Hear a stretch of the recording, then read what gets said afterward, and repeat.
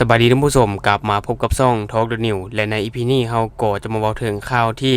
เจ้าหน้าที่ไทยได้รวบตัวคนลาวจำนวน12คนที่ว่าข้ามของเข้าฝั่งไทยโดยผิดกฎหมายซึ่งก่อนอื่นทางช่องก็ต้องขออภัยทางว่ามันเกิดเสียงรบกวนเนาะเพราะว่าในปัจจุบันนี้เฮาอัดเสียงอยู่ในรถเนาะอาจจะมีรถไกลไปไกลมาให้เฮ็ดให้เกิดเสียงรบกวนอันนี้ก็ต้องขออภัยเอาไว้ก่อนซึ่งข่าวที่เฮาอยากจะนำเสนอในวันนี้ก็อย่างที่เฮาได้กล่าวไปข้างต้นเนาะที่ว่า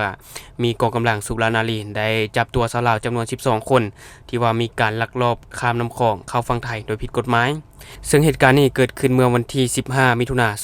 2025เจ้าหน้าที่กองกำลังสุรานารีได้รับรายงานจากแหล่งข่าวในพื้นที่ว่าจะมีกลุ่มบุคคลลักลอบข้ามแดนเนาะซึ่งว่าเจ้าหน้าที่ก็ได้นำกองกำลังจากกองร้อยต่างๆพร้อมสมทบกับสพ.สานุมานแล้วก็ฝ่ายปกครองอำเภอสานุมานลงพื้นที่ลาดตระเวนหรือว่าเฝ้าระวังตรวจสอบอย่างเข้มงวดบริเวณสถานีสูบน้ำเข้มของบ้านคันสูงตำบลโคกสานอำเภอสานุมานจังหวัดอำนาจเจริญต่อมาเจ้าหน้าที่ก็ได้ตรวจพบเรือจักรหรือว่าเรือหางยาวเนาะโดยมีผู้ขับขี่เรือได้นำผู้โดยสารจำนวน11คนซึ่งเป็นคนลาวทั้งหมดรวมเป็น12คนบวกกับคนขับเรือ1คนที่ว่าข้ามแม่น้ำคลองมายังฝั่งไทยโดยบ่มีเอกสารหรือว่าหนังสือรับรองจากหน่วยงานใดๆที่เกี่ยวข้องเจ้าหน้าที่จึงได้ควบคุมตัวเนาะนำส่งพนักงานสืบสวนสอบสวนสพ.สานุมานดำเนินตามกฎหมายว่าด้วยการเข้าเมืองต่อไปซึ่งข่าวตัวนี้เราจะเอามาจากเพจสำนักข่าว CIA ประเทศไทยถ้าเว้าถึงการลักลอบเข้าไทยแบบผิดกฎหมายเนาะมันก็จะมีให้เรื่อยๆและก็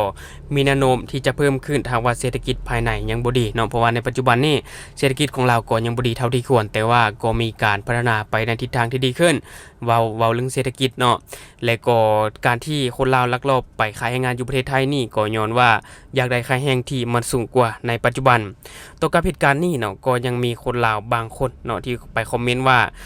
บางคนก็ไปดำนาซื่อๆจังซี่เนาะที่ว่าต่อกับเหตุการณ์ที่ว่ามีการจับคุมตัวจำนวน12คนนี่นะว่าคนลาวนี่ไปจ้างดำนาซื่อๆก็ว่าจับเนาะอันนี้คือมีคนคอมเมนต์ในโพสต์นี้ท่านผู้ชมแต่ที่จริงก็บ่ฮู้ดอกว่าต่อกับการลักลอบไปในครั้งนี้ไปเฮ็ดเวียกหยังเนาะเพราะว่าบ่มีการชี้แจงอย่างละเอียดเทื่อเฮาก็ติดตามไปนำกันแม่นบ่ถึงแม้ว่า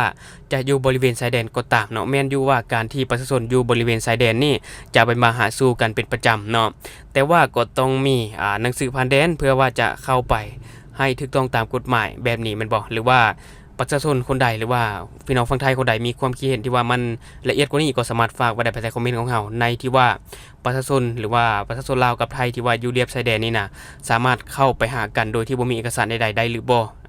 มันผิดกฎหมายหรือบ่และตามข้อมูลที่ข้าพเจ้าหามาได้ก็คือว่าประชาชนลาวที่ว่าอยู่เรียบตามชายแดนฝั่งไทยนี่นะเนาะการที่จะเข้าไทยแบบเข้าไปมื้อนึงไปเวียกนึงแล้วก็กลับสินะเท่าที่เข้าใจเท่าที่หาข้อมูลมาได้ก็คือว่าบ่จำเป็นต้องกรอกข้อมูลเนาะกรอกข้อมูลก่อนเข้าไทยนะและต้องใส่หนังสือผ่านแดนอันนี้จังสิบ่ถูกจับอันจังซี่ซะเนาะเพราะว่าการที่เฮาจะบ่ใส่เอกสารหยังเลยเข้าไปมันก็เป็นเถื่อนแบบเข้าแบบเถื่อนสิซะและต่อกับเหตุการณ์นี้ก็บ่ฮู้ว่าเข้าไปเฮ็ดหยังเนาะเข้าไปเฮ็ดหยังไปเฮ็ดหยังแท้เท่าที่เข้าใจก็คือว่าจะเป็นเรื่องของไปขายแรงงานหลายกว่าในปัจจุบันเพราะว่า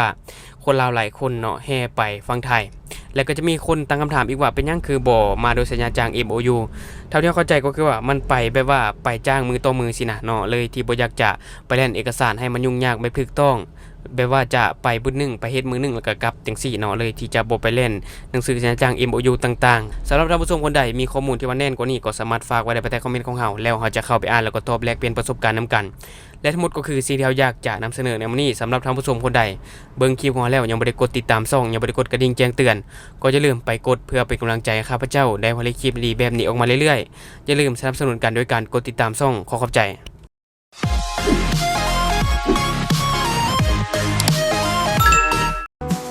มีพลัสอบป้องตับและแกเมาค้างในตัวเดียวกันรสชาติดีกลิ่นหอมกินง่าย